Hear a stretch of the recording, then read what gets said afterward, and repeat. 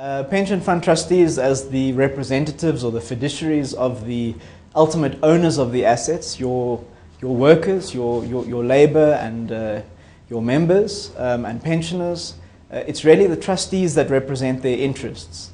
And so if trustees are not going to be showing strong leadership and have good requirements of what the expectations are of their service providers, so your fund managers and your asset managers, trustees have a critical role to play in both appointing fund managers as well as in monitoring and incentivizing fund managers to consider environmental, social and corporate governance issues when investing on behalf of their clients.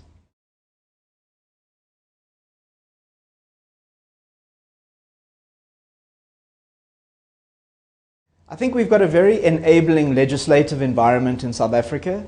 Regulation 28 of the Pension Funds Act, we've got the Code for Responsible Investing in South Africa, a lot of enabling legislation and, let's say, apply or explain regulations. I think where the gaps are currently is understanding of what do we mean by responsible investment. Does that mean that we have to screen out certain types of investments? Or is it more about a process of how we understand potential environmental, social governance risks and opportunities on the other side? So I think awareness and education is a real gap, both at trustee level and also at service provider or fund manager level.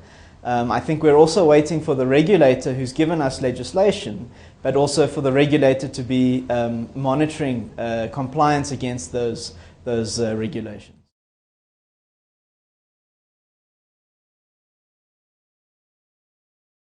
Look, I think the legislation is in place. It's about monitoring, implementation and enforcement. At this point in time, it's principles-based, it's apply or explain, very much like the King Code, where it's applicable across all companies. In terms of the Code for Responsible Investing and Regulation 28, it's applicable to all pension funds that fall under the Pension Fund Act.